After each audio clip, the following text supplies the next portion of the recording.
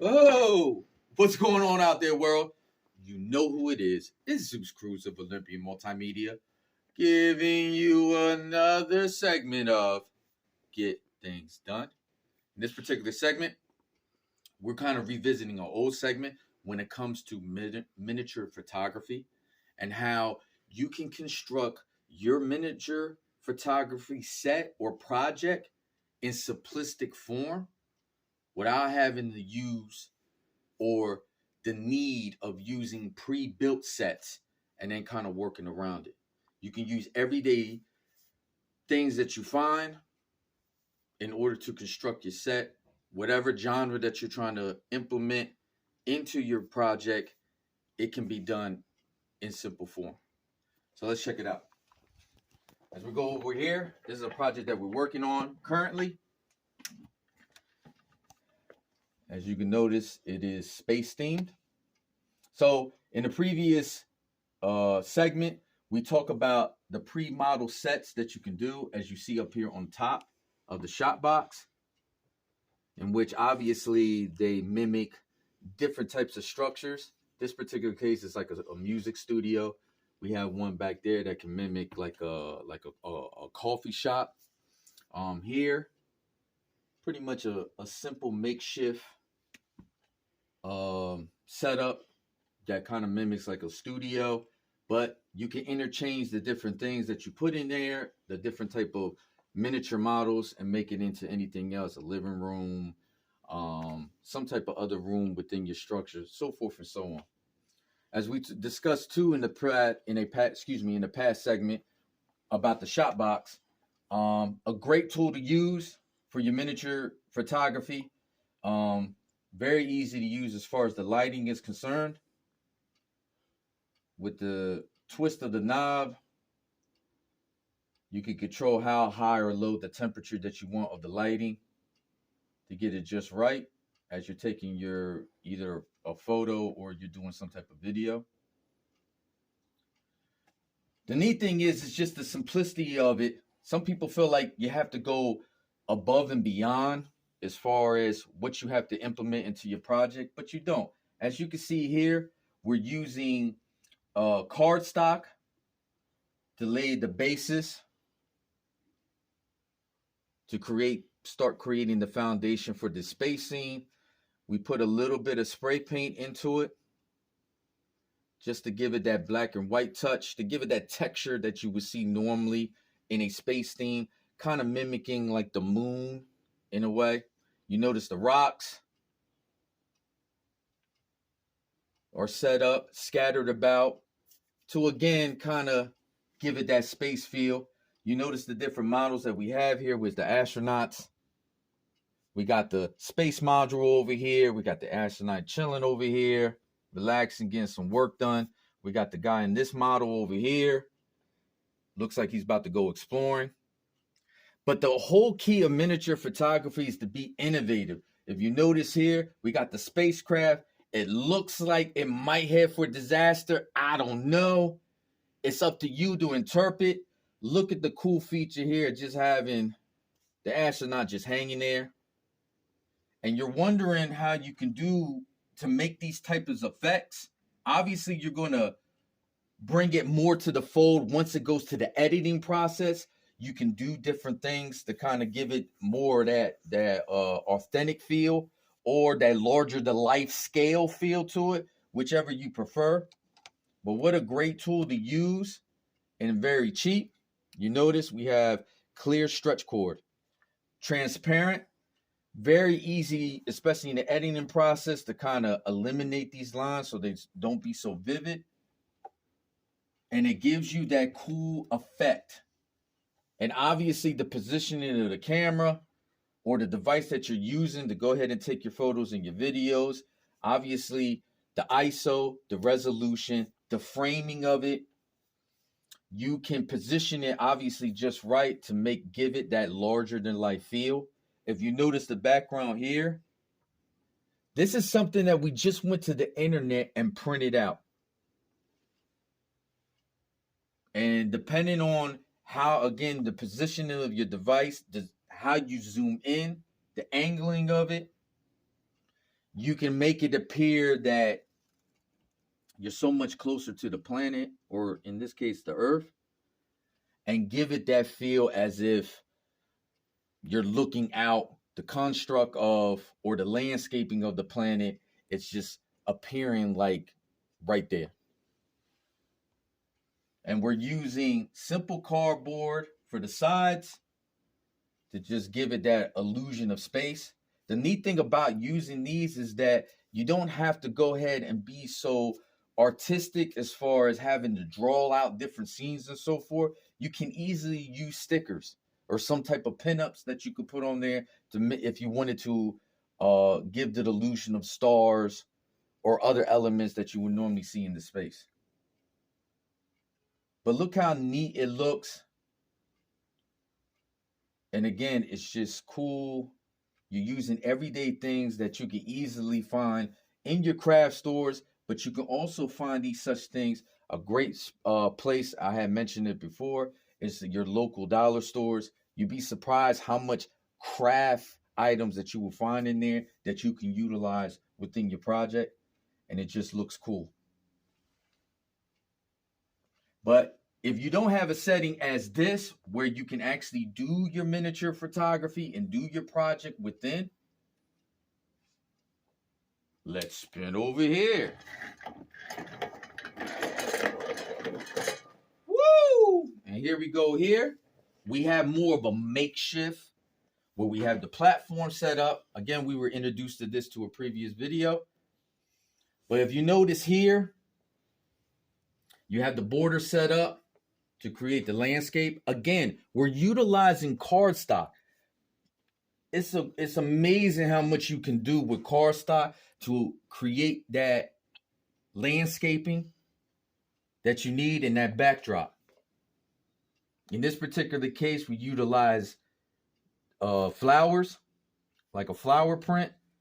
We're looking more for like a fantasy type of look, diving into that genre. Now, again, you're working with limited space, but notice how we got a lot of elements within this project, but it's enough spacing in between. You see how we have the mushroom house, just little things just to bring the texture into it. You have the little mini mushrooms scattered about. We have different models from different types of gnomes to fairies. Over here we have the tree in the corner. We use small little textures like golden rocks just to add a little bit of flair. And again, utilization of different figurines. Again, you can get more in depth, create different types of models on your own, whether you want to use paper mache or anything similar to that. Obviously, if you're good with like doing some type of origami type models, or maybe you want to construct something out of maybe like colorful construction paper, that could be utilized as well. But just using figurines brings just that nice realistic touch. And again, the spacing of it. And how you're able to use multiple different elements into it. Just to mimic different things. Even here, as you see here, just to mimic water. You probably could use real water, obviously. But we're using these water beads. And it just adds that nice flair and color. We have the jewels in there as well, along with the bird. We have some rock structures here that can easily be, by the coloring of it, could be easily used as ice, maybe. If you were doing some type of winter scene, it could be utilized that as well. You even notice here, just to add a little bit more flair, we got Some jewels in there, some treasure.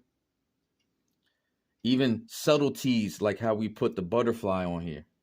All simple touches that you could put on there, just again to add flair. If you notice here, it's underneath this mat that's mimicking the grass, but underneath there, we actually took a styrofoam ball and we cut it in half in order to make it simulate a hill in which we were able to put this structure on top.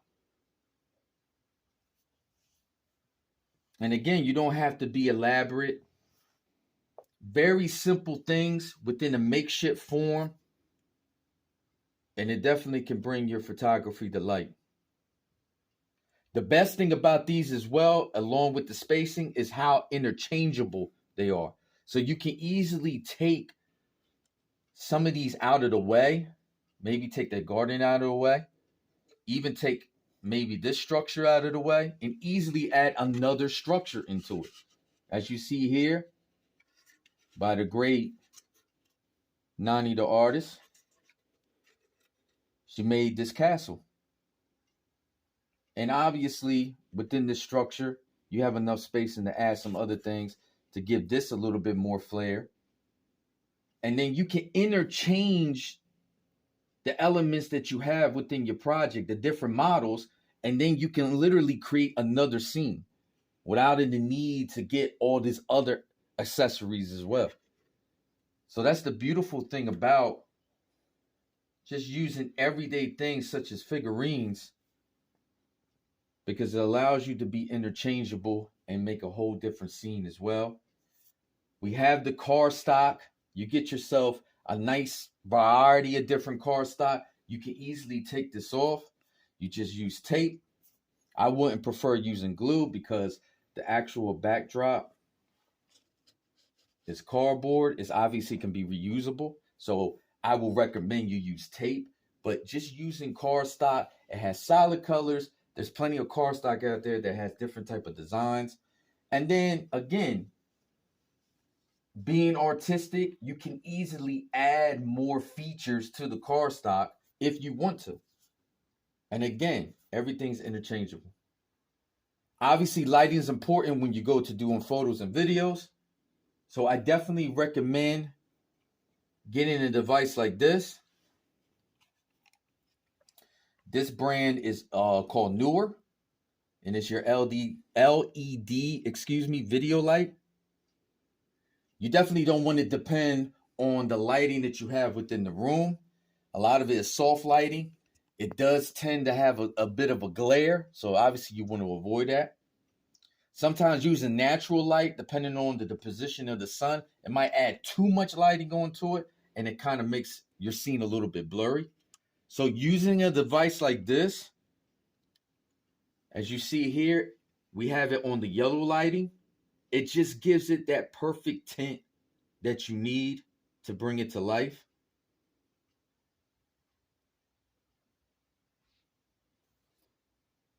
Obviously, on a device like this,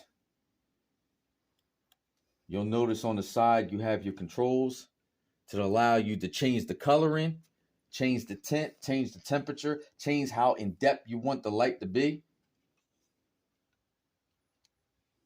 But depending on your scene, you can easily make it, if your scene is tend to be dark, you can make the lighting a little bit more dark.